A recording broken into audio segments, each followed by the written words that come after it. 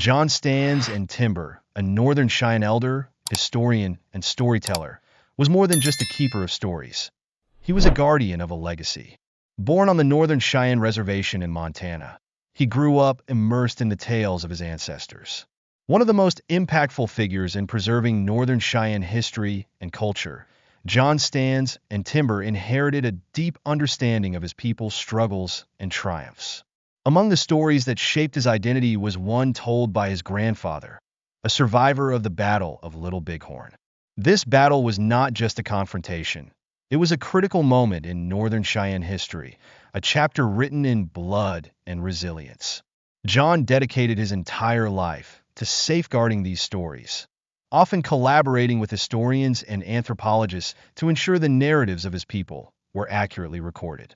His tireless efforts brought to life the experiences of the Northern Cheyenne during the tumultuous 19th century, a time marked by warfare, displacement, and survival.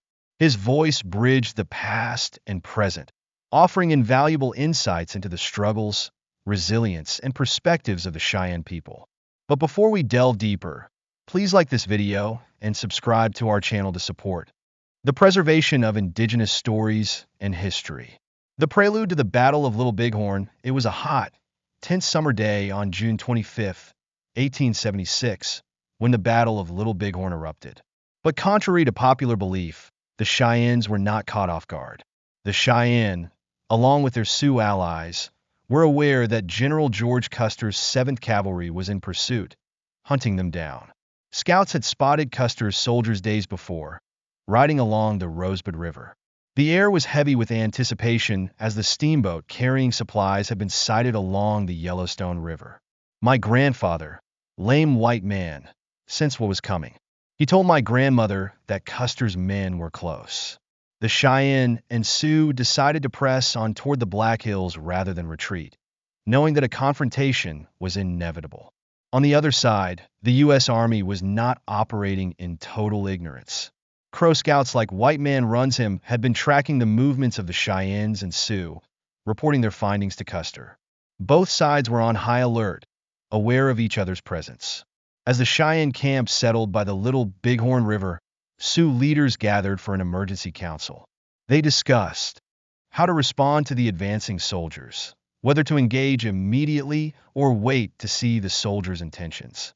The consensus was to avoid a fight if possible, but they also knew that peace would be unlikely.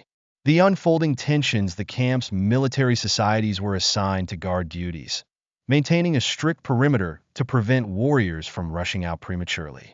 It was an honor to meet the enemy head-on, but the leaders knew that a coordinated defense was essential.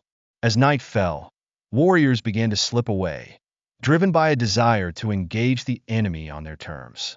Among them was Bigfoot, who convinced my step-grandfather, Wolf Tooth, to sneak away. They moved stealthily, crossing the river under the cover of darkness. Back at the camp, the atmosphere was electric.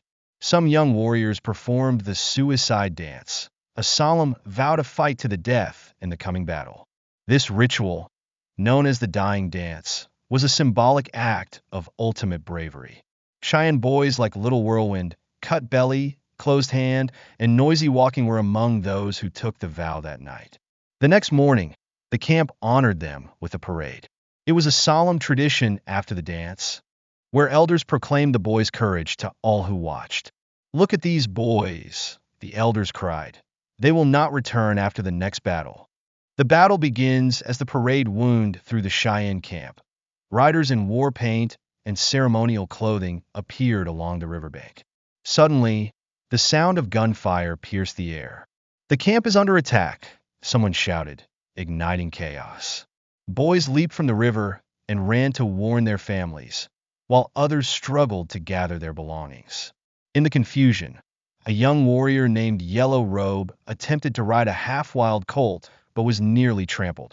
Despite the pandemonium, there was a sense of determination, a readiness to fight. Meanwhile, Lame White Man and his wife were in a nearby sweat lodge when they heard the commotion.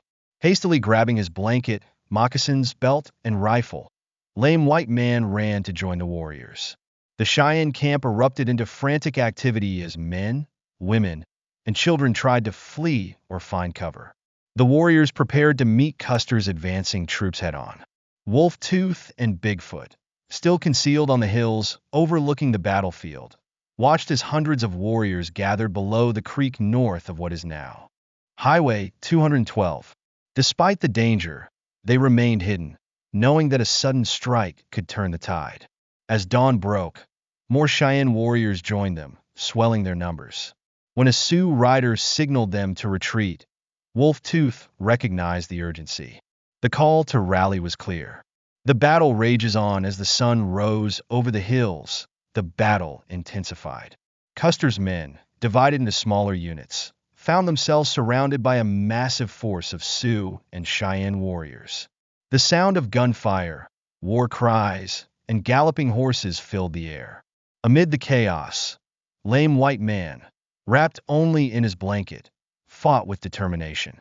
Despite being caught off guard, the warriors fought with the ferocity of those defending their homes and families. It was clear that Custer had underestimated the resolve and numbers of the Cheyenne and Sioux warriors. At a critical point, Wolf Tooth, Bigfoot, and their group launched a surprise attack from the hills. Their sudden charge caught the soldiers off guard, creating confusion among the troops. The warriors pressed their advantage, moving swiftly and relentlessly. Among them was Little Whirlwind, whose bravery stood out even as the battle reached its bloodiest stages. The aftermath, as the battle raged on, Custer's men were overpowered by the sheer number of warriors. Lame White Man fought fiercely, standing as a symbol of Cheyenne resilience.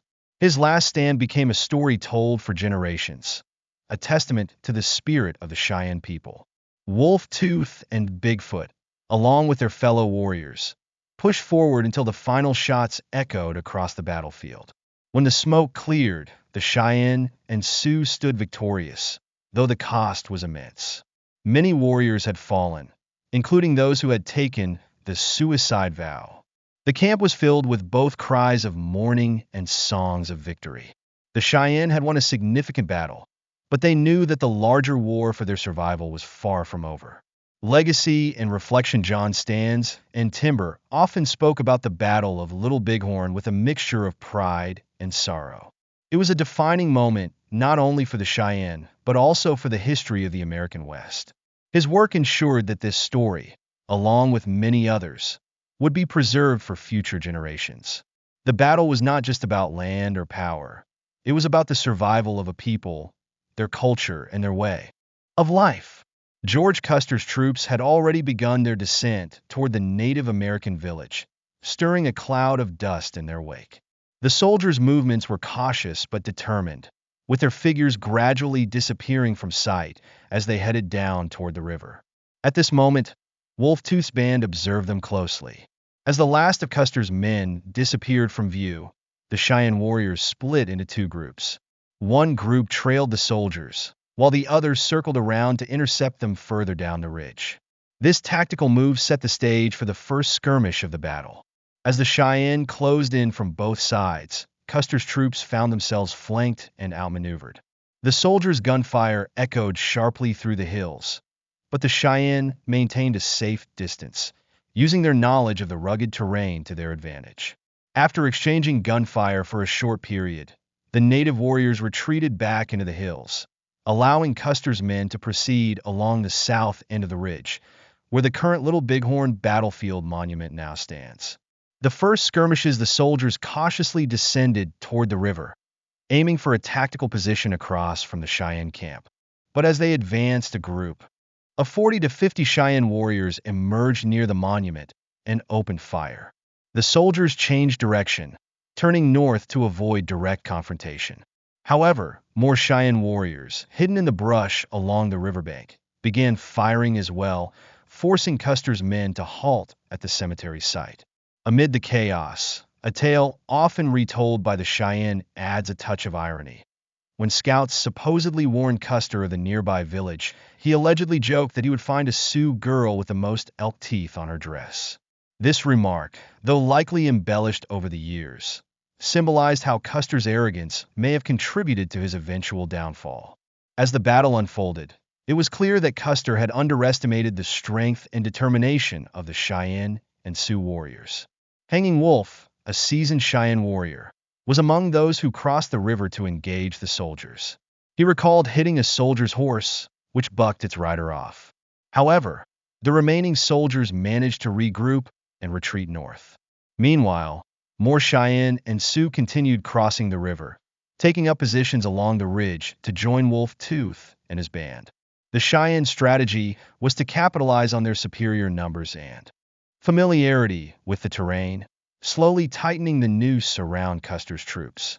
The intensifying battle as the battle raged on, Wolf Tooth and his warriors moved along the ridge above the soldiers. Custer and his men descended into a large basin below the monument. The Gray Horse Company dismounted and advanced on foot, attempting to gain a more secure position. However, the overwhelming presence of Cheyenne and Sioux warriors on the surrounding hills made any retreat nearly impossible. Heavy gunfire erupted from all sides, leaving the soldiers pinned down. While most of the Cheyenne focused on Custer's forces, some warriors joined the battle at the Reno front alongside the Sioux. Beaver Heart, a Cheyenne warrior, described how Reno's men made a desperate stand among the trees after crossing the river. It was a chaotic retreat. Many soldiers were killed attempting to navigate the steep, slippery riverbanks. The survivors who managed to ascend Reno Hill were exhausted and demoralized, barely able to regroup for another defense.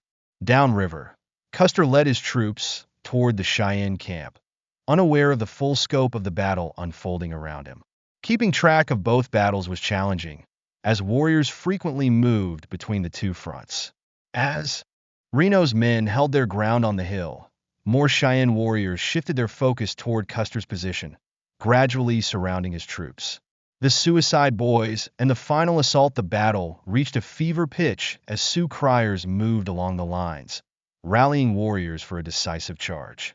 They called for the Suicide Boys, a group of young warriors who had taken a vow to fight until death. These young men planned a coordinated charge from the riverbank, aiming to force the soldiers in a hand-to-hand combat. The Sioux criers instructed the warriors on the ridge to prepare to attack simultaneously, hoping to create confusion among the soldiers. The Suicide Boys, along with other warriors, began their final assault. As they galloped toward the soldiers' position, they managed to stampede the soldiers' gray horses, scattering the mounts in all directions. The ensuing chaos was precisely what the Cheyenne and Sioux had hoped for. As the warriors closed in, the soldiers struggled to reload their rifles, leaving them vulnerable to the Cheyenne's hand-to-hand combat skills. Wolf Tooth and his band, positioned on the ridge, joined the charge, pressing the attack from the opposite side. The soldiers, caught between two converging forces, had little time to react. The battle quickly devolved into a brutal, close-quarters fight, with warriors wielding clubs, hatchets, and rifles. The crushing defeat as the hand-to-hand combat intensified, the soldiers attempted to scatter and retreat toward the ridge.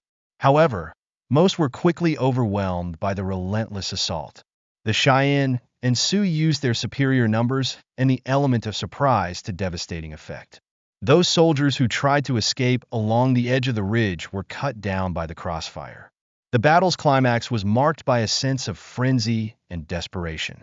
The Cheyenne and Sioux warriors fought with a mix of rage and triumph, knowing that this could be their last chance to assert their right to their homeland.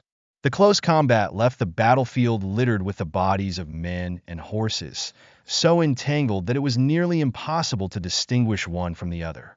Legacy and reflection, the aftermath of the Battle of Little Bighorn was both a moment of victory and a prelude to greater struggles for the Northern Cheyenne and Sioux. The battle became a powerful symbol of resistance and resilience, representing a rare but temporary victory against overwhelming odds. John Stans and Timber often recounted this story not only as a historical event, but as a lesson in unity and courage. He emphasized that while the Cheyenne and Sioux won the battle, the broader conflict was far from over. His storytelling preserved the spirit of the warriors who fought bravely that day and ensured that their legacy would be remembered by future generations. As we continue to honor these stories, let us not forget the lessons they carry about resilience, pride, and the cost of conflict. If you enjoyed this story, please like and subscribe to our channel to help us continue sharing the rich history of indigenous peoples and their remarkable legacy. Amid the swirling dust and relentless battle cries, a Sioux warrior named Stinking Bear witnessed an unforgettable moment on the battlefield. A lone Indian warrior charged a soldier who had run out of ammunition and was now swinging his rifle like a club.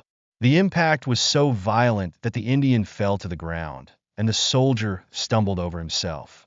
The chaos was palpable, with the air thick from dust, gunpowder, and the intensity of battle.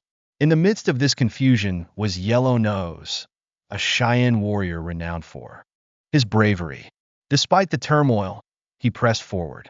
As he navigated through the battlefield, two Indian horses collided and fell directly in front of him, nearly causing him to be unseated. The dust lifted momentarily, and Yellow Nose caught a glimpse of something unexpected, an American flag standing alone in the sagebrush, fluttering defiantly in the wind. It was an eerie sight amidst the bloodshed, a silent symbol of resistance and pride. Without hesitation, Yellow Nose galloped toward it, grabbed the flag, and used it to count coup on a nearby soldier, slashing the air with it as he rode. This act of daring became legendary among the Cheyenne. At gatherings and special dances, Yellow Nose would recount this story, each telling more vivid than the last. He was a central figure in these events, with the dog soldiers singing his praises as they danced around the village. In the mornings, warriors would gather in the village center, each retelling their deeds of bravery. But the battlefield was chaotic, and in the confusion, the usual order of counting coups became blurred. Warriors counted their victories differently that day. Second, third, or even fourth coups were claimed since there was no clear first. Strike in the mayhem. The charge of the Suicide Boys as the battle escalated. The arrival of the Suicide Boys, a group of young warriors who had vowed to fight to the death, marked a turning point. Their bold and sacrificial charge changed the dynamics of the fight. These brave men galloped head-on into Custer's troops, initiating intense hand-to-hand combat. The Cheyenne believed that if it hadn't been for the bravery of the Suicide Boys, the battle might have ended differently, resembling the more distant skirmishes seen during the Reno engagement. Unlike the Reno fight, where the Cheyenne and Sioux maintained their distance, the charge by the Suicide Boys brought Custer's men into brutal, close-quarter combat. It was this direct confrontation that tipped the scales, overwhelming the soldiers in a flurry of gunfire, club strikes, and tomahawk blows. It was said that Custer had an opportunity to retreat back toward Reno's position, but chose to press forward, believing he could still win. This decision, many Cheyenne would later remark, sealed his fate. The death of Custer, the question of who delivered the fatal blow to George Custer, remains shrouded in mystery. Stories have circulated for generations, each adding layers of uncertainty. Some claim that no one could identify the warrior responsible for the fatal shot, while others suggest that those who knew chose to remain silent to avoid repercussions. Spotted Blackbird, a Cheyenne elder, once remarked, "If we could have seen where each bullet landed, we might have known who killed him." But on that day, hundreds of bullets were flying. Among the tales was one involving a Sioux victory dance where, according to some accounts, Custer's head was displayed on a pole. Yet another story contradicts this, claiming that his body was not scalped at all. The truth is likely somewhere in between, lost to the chaos of that day. After the battle, my grandmother's brother, Tall Bull, prepared a travois to retrieve the body of my grandfather, Lame White Man, who had fallen in battle. Sadly, some Sioux warriors mistook him for an Indian scout working for Custer and took his scalp. Lame White Man was the oldest Cheyenne killed in the battle and the only Cheyenne chief to die that day. He was found without his war clothes, having had no time to put them on before rushing into the fray. Nearby lay another Cheyenne warrior, Noisy Walking. Both were marked where they fell, symbolizing the sacrifice made by the Cheyenne. The aftermath and burial, the Cheyenne suffered fewer losses than the Sioux. Just 7 Cheyenne warriors were killed compared to 66 Sioux casualties. The Cheyenne dead included Lame White Man, Noisy Walking, Roman Nose, Whirlwind, Limber Bones, Cut Belly, and Closed Hand. Notably, several of these men, including Closed Hand, Cut Belly, Noisy Walking, and Whirlwind, were among the suicide boys. The fallen Cheyenne were buried on the other side of the river, near the present-day railroad tracks. Some who died later were taken to a burial site near the forks of Reno Creek, several miles east of the river. An old grave, likely theirs, was found with deer-hide pillows and room for multiple bodies. It was clear that the burial site had been disturbed over the years, with scattered bones and rocks marking the location. Years later, a sign was erected at the spot where lame white man fell, honoring his role as a Cheyenne leader. Although he was not a leader in the traditional sense, he fought alongside his warriors without hesitation. The Cheyenne warrior Wooden Leg wrote about lame white man's death in his book, though. He made some errors, claiming to recognize the body by the warrior's shirt and war bonnet. In reality, lame white man wore only a blanket and moccasins and hadn't even braided his hair that morning, contributing to the mistaken identity that led to his scalping. Looting the battlefield after the battle, the Cheyenne and Sioux warriors, as well as their women and children, returned to the field. They collected items from the fallen soldiers, taking coats, hats, guns, and canteens. Many took silver coins and paper money from the soldiers' pockets. Wandering Medicine, a young Cheyenne boy at the time, recalled how they used the green paper money as saddle blankets and fashioned buckles from the silver. One peculiar story involved two Cheyenne men who supposedly hid the loot in saddlebags and concealed it within the crevices of rocks near Reno Creek. Despite multiple searches, the rumored treasure remains unfound. The Cheyenne made practical use of their battlefield gains, crafting saddles from captured gear, using boot tops for bags, and repurposing uniforms for clothing. In one photo, White Bull, a Cheyenne warrior, is seen holding a rifle taken from a soldier. Similarly, Wooden Leg was photographed with a captured gun. These items, though cherished by the warriors, were reminders of a battle won, but a war far from over. Legacy and reflection. The Battle of Little Bighorn remains a deeply significant event for the Cheyenne and Sioux peoples, a symbol of resistance and sacrifice. As years passed, surviving warriors like Wolf Tooth and Wooden Leg would revisit the battlefield, marking locations with stones and recalling stories of bravery, survival, and loss. Many of these markers have faded with time, as have the memories of those who lived through that day. Despite the battlefield's haunting silence, the echoes of the past still linger, reminding us of the courage and resilience of the Cheyenne and Sioux. It was not just a battle for territory, but a desperate fight for survival and identity. The Cheyenne fought not just to protect their land, but to preserve a way of life that had been under siege for generations. As we commemorate these events, it is crucial to recognize that the battle's legacy is not one of victory or defeat, but of enduring resilience. The courage of warriors like Yellow Nose, Lame White Man, and the Suicide Boys has transcended time, reminding us of the unyielding spirit of the Northern Plains tribes. Their stories, retold in dances, gatherings, and now, through modern media, ensure that the past remains a living part of the present. If you appreciate these stories, please like and subscribe to our channel. I've made it my life's work to preserve the stories and locations of significant events, ensuring that the stories of the Battle of Little Bighorn and the Great Sioux War of 1876 are never forgotten. Among the many locations I've shown others is a spot on the Reno field, where a young Sioux warrior charged the soldier line alongside an older warrior. Tragically, the young boy was killed. His companion had already suffered the loss of his brother during the Battle of the Rosebud and was driven by a desire for retribution. Another memorable site marks where Low Dog, a Sioux warrior, and Little Sun, a Cheyenne, killed a soldier attempting to escape from Custer's direction toward Reno Hill. They were moving between the two engagements when they encountered the soldier. Low Dog, a sharpshooter known for his precision, dismounted and took careful aim. With a single shot, he knocked the soldier off his horse just as it crested a small knoll. By the following day, the massive encampment of Sioux and Cheyenne warriors began to break apart. Some groups left that night, moving toward Lodge Grass, while others remained behind to continue engaging Reno's troops. However, they didn't linger long, aware that additional U.S. troops were nearby, and they were running low on essential supplies like meat and firewood. The warriors dispersed into smaller groups, following the rivers, Reno Creek, and other routes. My grandmother was among the Cheyennes who moved toward Lodge Grass, and she often shared a lighthearted story about that retreat. After the battle, the Cheyenne and Sioux held a parade, proudly displaying captured soldier gear.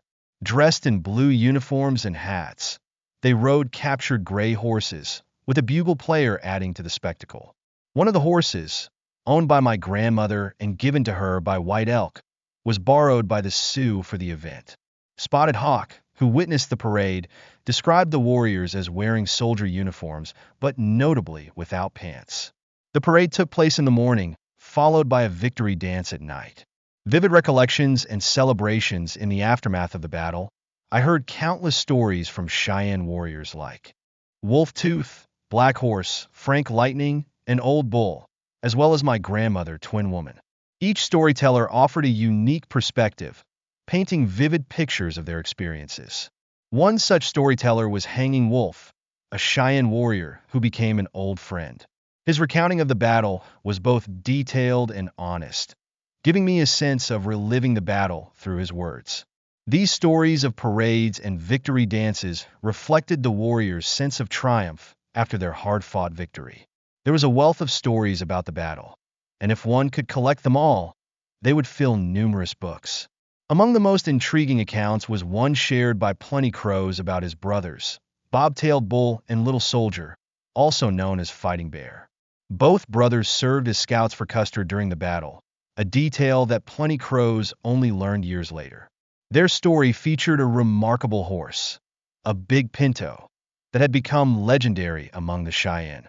The tale of the famous war horse. This horse, ridden by an Iroquois scout, was trained to be fiercely loyal and obedient.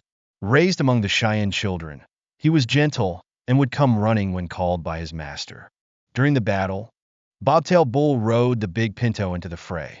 Bobtail Bull was killed in the fighting, but the big pinto, despite being hit twice, managed to escape.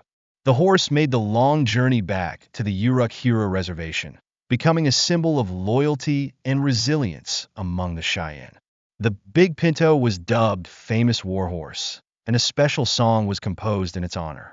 This song later became part of victory dances during both World Wars, celebrating the safe return of Cheyenne soldiers. The story of the famous war horse was so inspiring that Plenty Crows named two of his sons after his brothers, ensuring that their names and legacy would live on. An Uruk-Hira elder provided a written account of the story, detailing how a specific war song was composed for the returned horse. The account stated, "During my lifetime on the Fort Berthold Reservation in North Dakota, I can attest that a special Indian war song was composed for a wounded pinto horse, whose master was Scout Sergeant Bobtailed Bull, killed at the Battle of Little Bighorn." Revisiting the battlefield after the battle ended, the Cheyenne and Sioux had dispersed by the time additional U.S. troops arrived. A Cheyenne warrior named Lost Leg returned to the battlefield days later in search of stray horses. However, the stench of death was overwhelming, even from a distance. The bodies of fallen soldiers and horses lay scattered across the field, creating a scene that was unbearable. Lost Leg and his group quickly retreated, rejoining other Cheyennes moving toward Reno Creek. No significant battles occurred that summer following Little Bighorn. The Great Sioux War of 1876 continued, but the sense of triumph from Little Bighorn lingered among the Cheyenne and Sioux warriors. My goal has always been to provide first-hand accounts of this pivotal battle, ensuring that the stories are accurately preserved for future generations. I hope this account has given you a new perspective on the Battle of Little Bighorn. By sharing these stories, we honor the courage and resilience of the Cheyenne and Sioux warriors who fought so bravely. Stay tuned for more videos that delve into different battles and historical moments.